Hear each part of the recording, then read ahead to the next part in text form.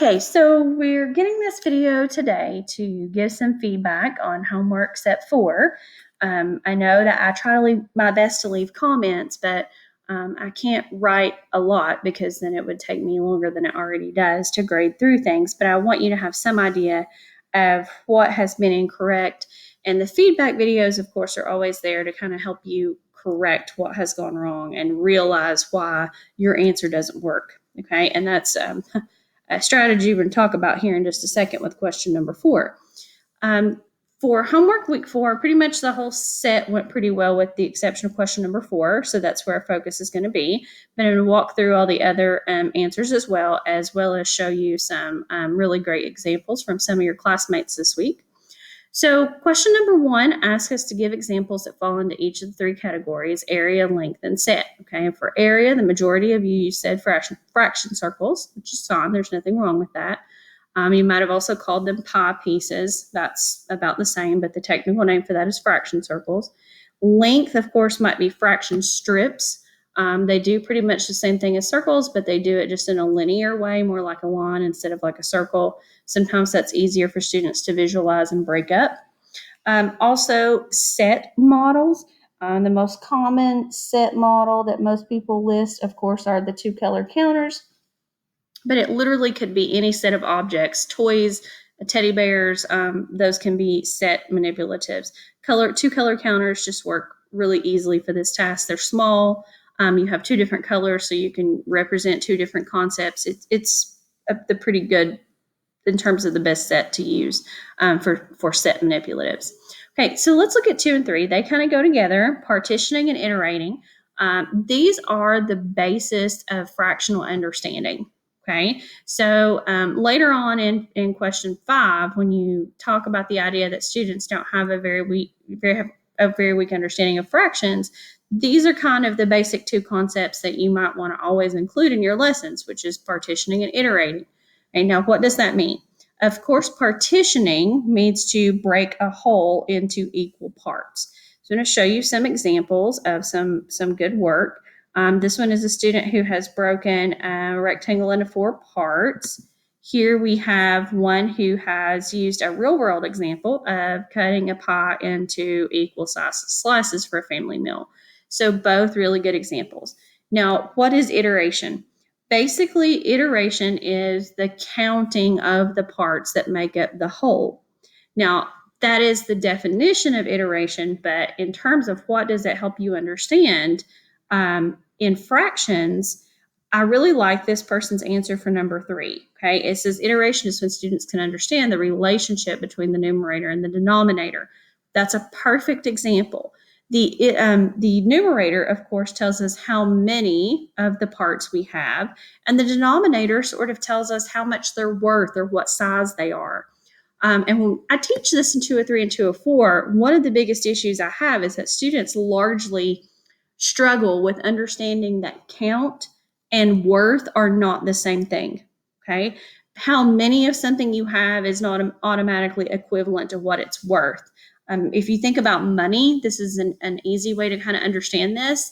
Only pennies and dollars are the only 2 money denominations where count and worth are equivalent. Okay, but if you think about something like quarters, you have 4 of those quarters. If we have $1. Okay, so worth and count are not always the same. So understanding an iteration is that understanding of the fact that the numerator is doing the counting and the denominator is telling you the worth of each one of those things in which you count.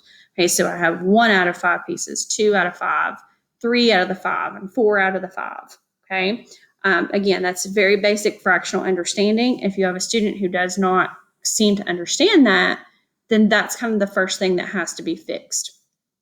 All right, so question number 4. This is where we kind of ran into some trouble for the most part. The first big concept I saw that we struggled with is that there are 2 parts to this question. And many of you skipped over the first part and went directly to the second part. Okay, so let's take a second look at that. A student adds 4/5 and 2/3 and gets 6/8.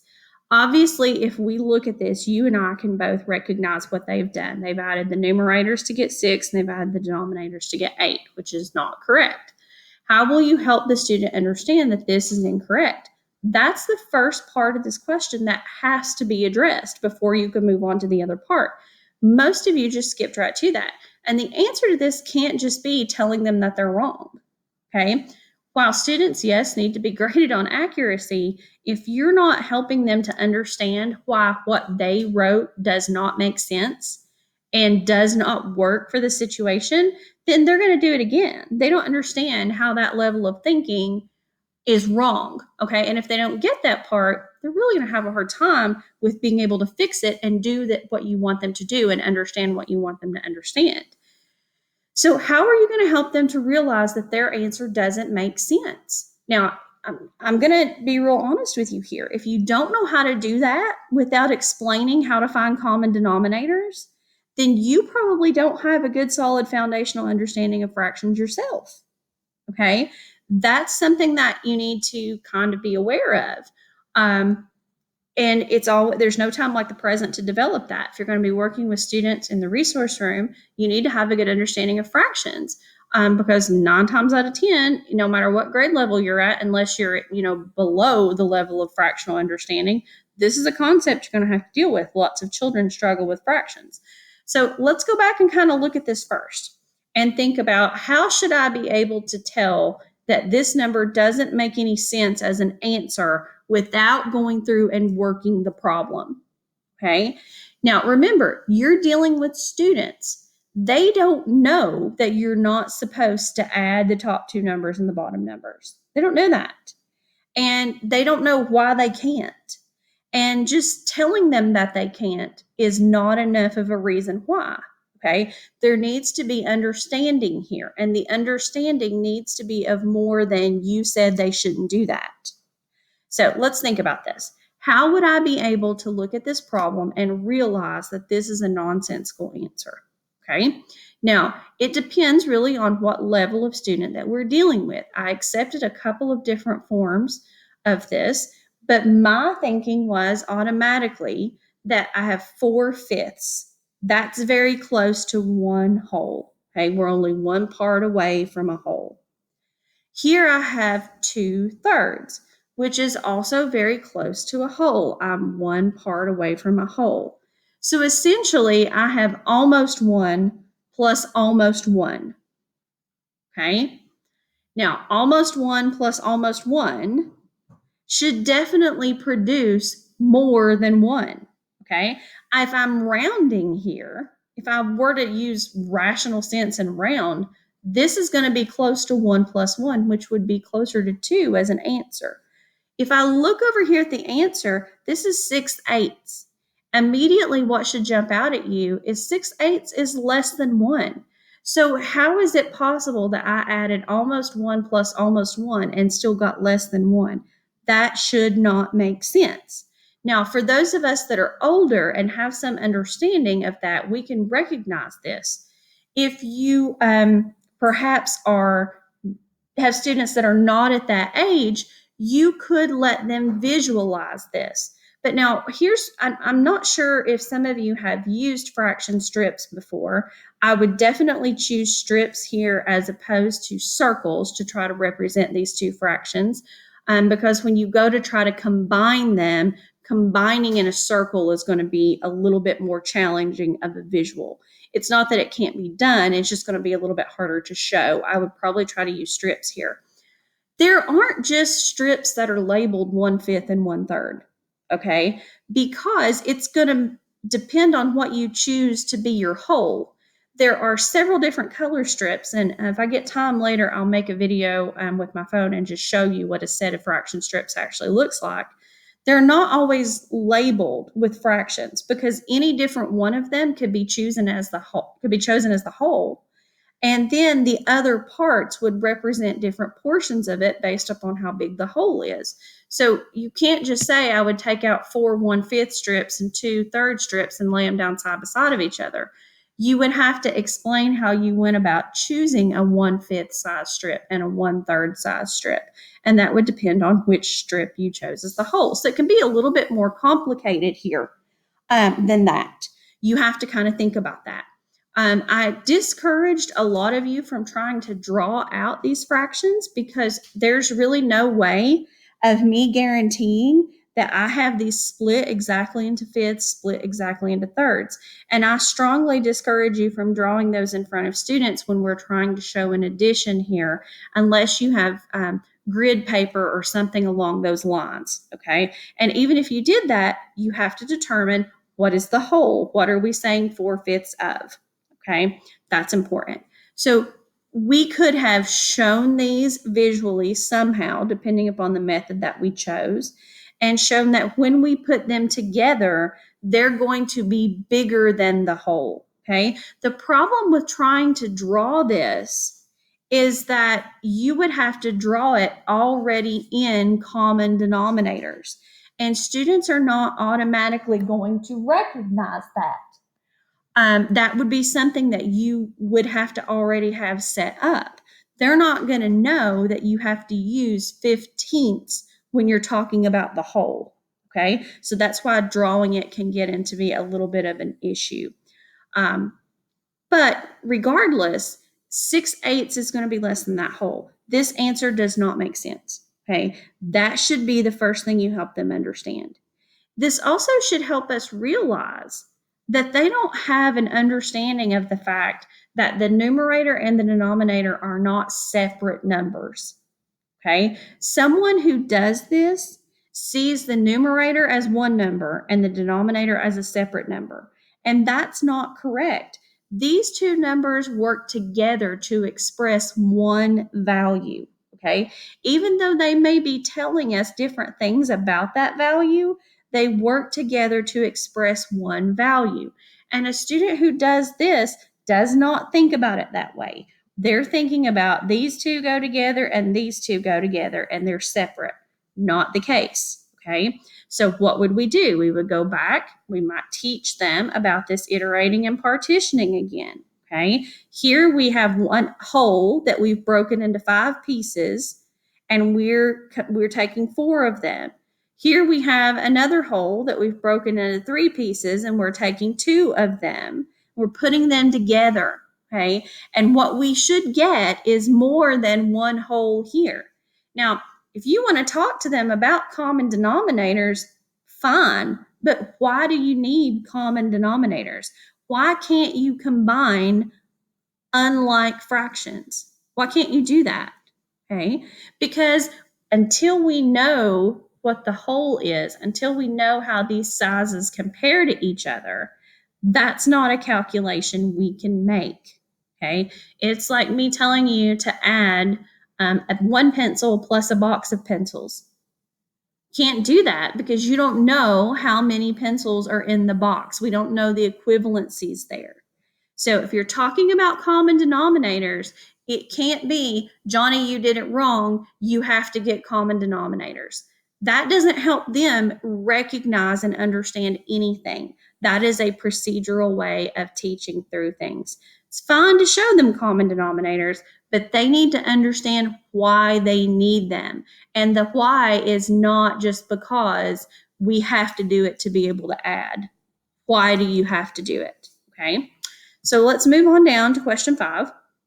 Imagine you're about to start teaching fraction computation, which is this. This is exactly what fraction computation would be. You quickly find that your students have a very weak understanding of fractions. Your textbook primarily targets algorithms, and some teachers tell you there's no time to teach concepts. Others would argue it's necessarily to teach the meanings, and then without doing that, you've got meaningless rules. You have to find a way to teach the understanding of fractions. Okay. If you don't understand what you're doing, an algorithm is simply something you memorize until you run up on something else that causes you to forget it. And that is not understanding. Okay. That is repetitious task. That is the lowest level of learning that there possibly is, simply to rinse and repeat. Okay. So they have to understand that. Some of the really great answers I saw in this, of course, were to include this reteaching using manipulatives as part of the concepts. And that's a great idea. As a teacher, one of the things you will know constantly is that students always come to us without knowledge that we think they need. We can't just stop teaching them. We also can't just forget about the grade level standards we have. We have to find a way to incorporate that through differentiation, okay, and make the lesson address those needs. 3 different models that help support students' explorations of decimals. Yes, there are area, set, and length manipulatives, but it wanted specific kinds, just like it did in question 1. Okay, so I'm going to go pull up this person's example. And here she showed, or he showed, area, base 10 blocks, a meter stick, and set models for money. Okay, that was an option for there. I'm pretty sure this person chose similarly. But you also could have the rational number wheel and a 10 by 10 grid. Those are also options for decimals. Decimals are a little bit easier to model because they are base 10.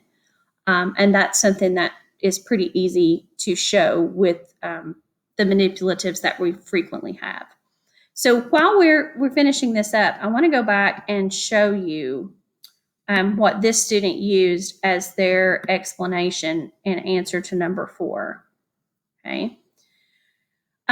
This person says, I would have the student look at the models to the left. I would have them think about if 4/5 plus 2/3 would equal 6/8. Based on the models, the student should be able to figure out that 4/5, which is close to 1, plus 2/3, which is a little over 1/2, would equal over 1 whole. 6/8, it's not equal to 1 whole, so there could be no way that it's equal. This student did use a circular model. Not necessarily anything wrong with that. It's just that it's going to be a little bit harder to compare these unless you lay them on top of each other and overlap. Whereas with strip models, this might have been a little bit easier of a comparison. It's still a good explanation. So you do have to constantly think about the why. The why is going to matter. And if the student does not understand why, it is unlikely that they will remediate their mistakes in a meaningful way. If you do not know why, then it is time to find out. A lot of people have emailed me and asked, like, if I didn't learn math well and I have to be in a classroom, what can I do? Obviously, we can't teach every math concept you'll ever experience in a 7-week course. I teach a class in that, but it's a year-long course at the college. So we give you a nice introduction here and kind of teach you how to strategize and deal with this. My best suggestion would be to use the textbook that your school uses or whatever online instructional resource they use and work through the lessons, sometimes with your students, before your students. You don't have to do every single thing that they do, but it will help to refresh your memory, especially if it's been a really long time since you have done math. So hopefully that helps to clear that up a little bit. If you have additional questions about that, feel free to email me.